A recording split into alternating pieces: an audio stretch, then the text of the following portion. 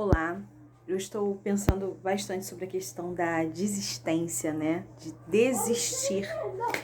E hoje eu falei com a minha mãe assim, desistir. Aí ela disse, jamais. Que esse seja o nosso lema, desistir jamais.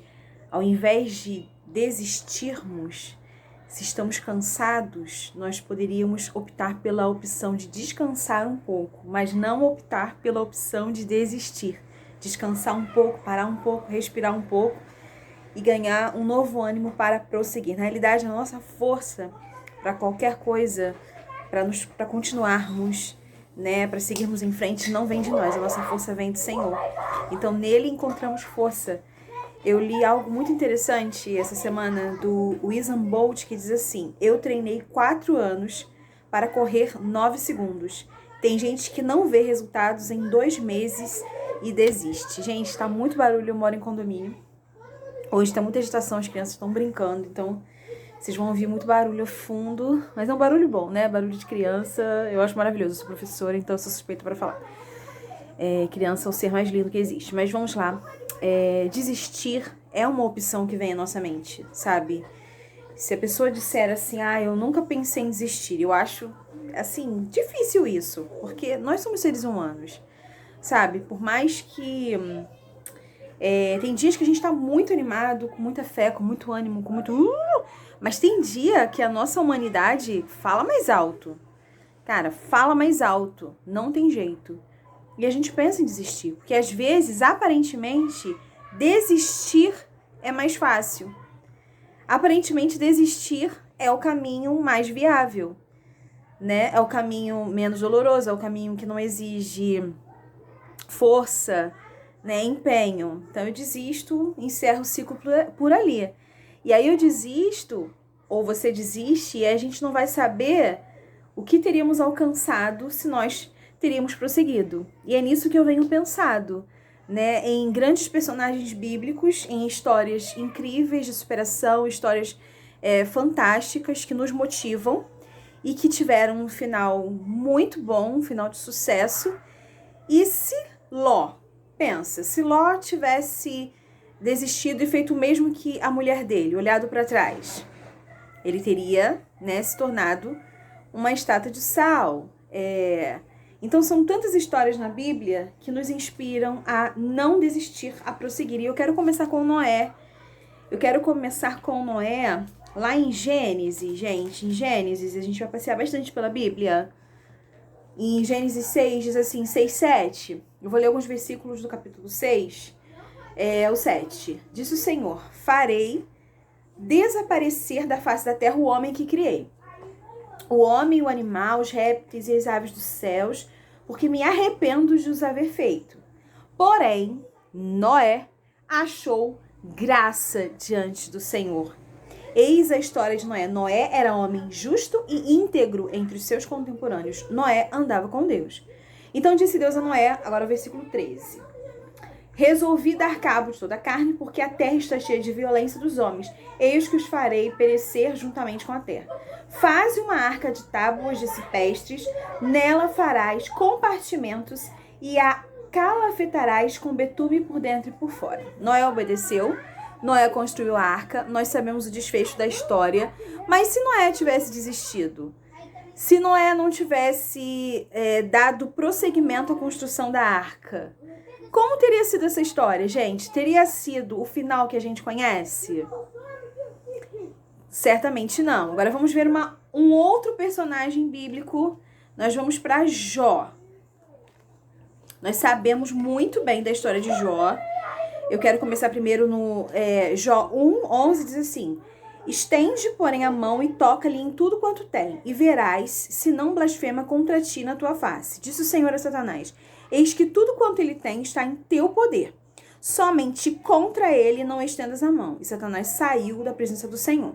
Aí no 2:8 diz assim: Jó, sentado em cinza, tomou um caco para com ele raspar-se. Tamanho desespero, né, gente? Então sua mulher lhe disse: ainda conservas a tua integridade? Amaldiçoa a Deus e morre. E se Jó tivesse seguido o conselho da esposa dele de amaldiçoar a Deus, o que teria acontecido? como seria o final da história de Jó. Seria o que a gente viu aqui, ó, o que a gente já viu em Jó 42, 10, que diz assim: mudou o Senhor a sorte de Jó quando este orava por seus amigos, e o Senhor lhe deu o dobro de tudo o que antes possuíra. Então vieram a ele todos os seus irmãos e todas as suas irmãs, e todos quanto dantes o conheceram, e comeram com ele em sua casa, se condoeram dele, né? Eles se compadeceram e o consolaram de todo o mal que o Senhor lhe havia enviado. Cada um lhe deu dinheiro e um anel de ouro. Assim, abençoou o Senhor o último estado de Jó mais do que o primeiro, porque veio a ter 14.000 ovelhas, 6.000 camelos, 1.000 jumentas de bois e 1.000 jumentas. Também teve outros 7 filhos e 3 filhas. Aí, né, dá prosseguimento à história. Eu parei no... Também teve outros 7 filhos e filhas. Parei no 13. Então a gente sabe muito bem, né, esse desfecho vitorioso, esse desfecho transformador. Mas se ele tivesse amaldiçoado a Deus, como a esposa o sugeriu, esse desfecho aqui certamente seria diferente, né? Então é isso que a gente tem que parar para pensar. Realmente, às vezes, a gente empenha muita força em alguma coisa, a gente faz, a gente prossegue. E às vezes a gente se cansa porque a gente vê que nada muda. As circunstâncias continuam as mesmas, sabe? Parece que a gente está fazendo as coisas em vão. Mas não estamos, gente. Não estamos. As coisas não acontecem de uma hora para outra. As coisas acontecem no tempo de Deus, no tempo certo. E a gente precisa prosseguir.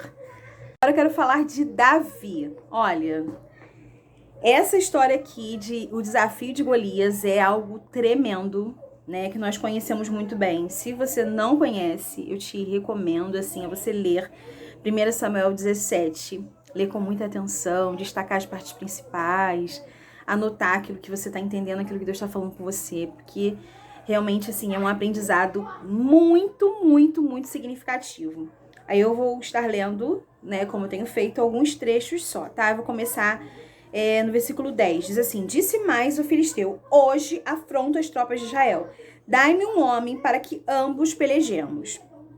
Ouvindo Saul e todo Israel estas palavras do filisteu, espantaram-se e temeram muito. Gente, eu queria falar sobre temor, sobre medo. É muito natural pra gente, né, pra nós, seres humanos, a gente temer, a gente sentir medo. Isso é normal. Torna a dizer, nós somos seres humanos e Deus conhece a nossa estrutura e sabe que somos pó. Ele nos criou. Então é normal sentir medo. O que não pode acontecer é esse medo paralisar a gente. Esse medo não pode nos paralisar. Vai com medo, mas vai. Segue, sabe? Tem que seguir, não pode parar. No 24, ó, todos os israelitas, vendo aquele homem, fugiam de diante dele e temiam grandemente. E diziam uns aos outros: vistes aquele homem que subiu? Pois subiu para afrontar a Israel. A quem o matar, o rei acumulará de grandes riquezas. Olha quanta coisa vai receber. Ele dará por mulher a filha, e a casa de seu pai isentará de impostos em Israel. Agora eu vou para o versículo 33. Porém, Saul disse a Davi: contra o filisteu não poderás ir para pelejar contra ele, pois tu és ainda moço e ele guerreiro desde a sua mocidade. Pensou se Davi tivesse dado ouvidos a esse conselho que Saul deu? Não, o Saul não deu esse conselho porque pro mal, né? Mas ele estava vendo ali Davi, ele estava vendo o gigante, estava vendo o opositor, ele estava vendo Davi, então ele falou: nossa, aos olhos dele, né, aos olhos de todo mundo, realmente, Davi não tinha chances nenhuma contra aquele filisteu. Aliás, ninguém tinha chances nenhuma contra ele. Mas a questão é a seguinte: nós não estamos sozinhos. Realmente, se formos sozinhos, se prosseguirmos sozinhos, realmente a gente não vai vencer. Mas nós não estamos sozinhos, é isso que a gente tem que entender para a gente poder seguir nas coisas. Nós não estamos sozinhos, nós temos o Deus Todo-Poderoso à nossa frente. É Ele que nos conduz e Ele nos conduz a triunfo, né? Ele vai à nossa frente. Então, se Ele nos promete algo, Ele nos garante. Só que a gente não pode desistir, a gente não pode parar, a gente não pode deixar que o medo nos paralise. A gente tem que seguir sabendo que se Deus é por nós, quem será contra nós? que agindo o Senhor quem impedirá, que nada é impossível para Deus, que nós podemos todas as coisas naquele que nos fortalece.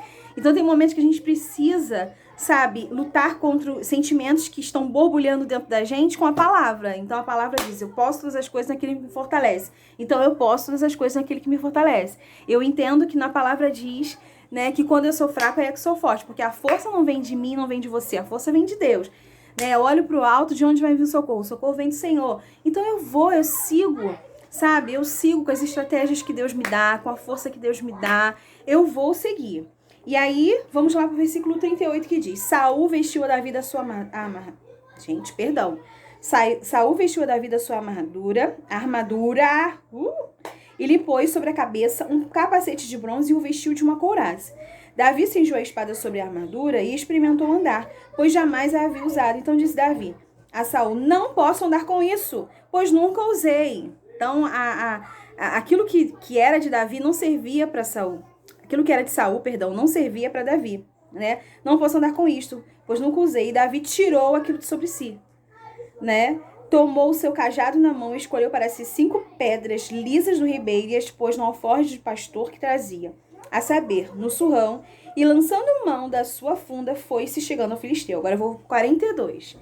Olhando o filisteu e vendo a Davi, o desprezou. De novo, Davi, né, teve ali o desprezo do gigante, daquele filisteu, e ele poderia ter parado ali, olhando para a aparência daquele homem, né, olhando para tudo aquilo, para aquela circunstância ali, né, aquela aparência do homem, a força que ele tinha. Davi poderia ter parado, Davi poderia não ter seguido, sabe? Mas não foi isso que aconteceu.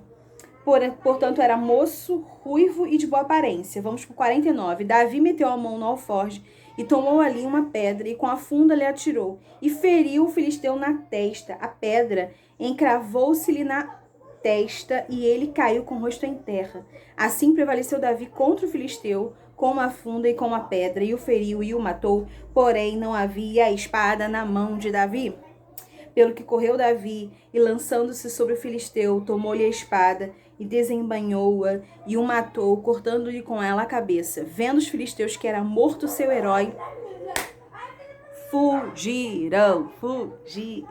É isso aí, fugiram. Vendo os filisteus que era morto o seu herói, fugiram. Lembra quando eu falei que nós dependemos do Senhor, a nossa força vem do Senhor, que realmente se formos sozinhos nós não vamos conseguir, mas se formos com o Senhor, né, nós teremos vitória. Prestem atenção aqui no versículo 45, olha a certeza, a convicção de Davi, que fez com que Davi não desistisse, que fez com que Davi não desse ouvidos, né, a quem talvez mandasse ele a não seguir com essa ideia, porque ele não teria chances, né? Certamente ele ouviu bastante coisas, diante daquela circunstância, diante da altura do homem, diante da força do homem, diante da inexperiência de Davi, a experiência do seu opositor. Então, gente, seriam muitas situações que se a gente for parar para pensar, que poderiam ter feito Davi desistir. Mas olha a convicção de Davi aqui no versículo 45. Davi, porém, disse ao filisteu, tu vens contra mim com espada e com lança e com escudo. Eu, porém, diga comigo, repita comigo, eu, porém, vou contra ti em nome do Senhor dos Exércitos, o Deus dos Exércitos de Israel, a quem tens afrontado. Olha o 46. Hoje mesmo, não vai ser amanhã, depois de amanhã não, vai ser hoje mesmo, nessa oportunidade que eu tô tendo, o Senhor te entregará nas minhas mãos e ferir-te-ei, tirar-te-ei a cabeça e os cadáveres do arraial dos filisteus darei, hoje mesmo as aves dos céus e as bestas feras da terra, e toda a terra saberá que há Deus em Israel. Saberá toda esta multidão que o Senhor salva, não com espada, nem com lança, porque do Senhor é a guerra, e ele vos entregará nas nossas mãos. Sucedeu, dispondo-se o filisteu a encontrar-se com Davi, este se apressou e, deixando as suas fileiras, correu de encontro ao filisteu. Gente, então, eu quero deixar todos esses desfechos vitoriosos, esses desfechos incríveis que a gente já conhece muito bem, que hoje eu quis que nós trouxéssemos isso à nossa memória. Eu quero deixar todos esses desfechos maravilhosos aquecidos no nosso coração, para que a nossa esperança se acenda, para que a gente não desista. A gente pode até parar um pouquinho, descansar um pouquinho, mas desistir não. Desistir não pode ser a nossa opção. Nós temos o Deus Todo-Poderoso conosco.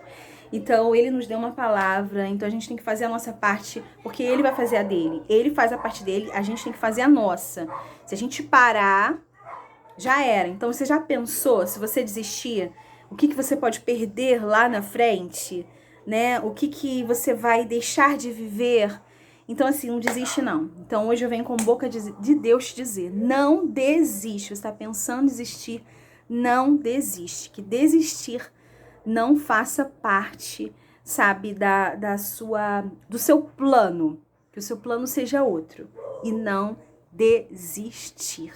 Pensou se Ló tivesse desistido, Noé, Jó, Davi, tantos outros personagens como Gideão, né, tivesse ficado paralisado ali com medo, porque ele se achava, né, o menor. Então, assim, pensou se eles tivessem desistido, se eles não tivessem seguido, se eles não tivessem obedecido, a história que a gente conhece, o desfecho maravilhoso que a gente conhece, teria sido outro, gente. Então, vamos lá, vamos prosseguir, vamos seguir para o alvo. Deus é conosco. Tchau, tchau, até o próximo vídeo.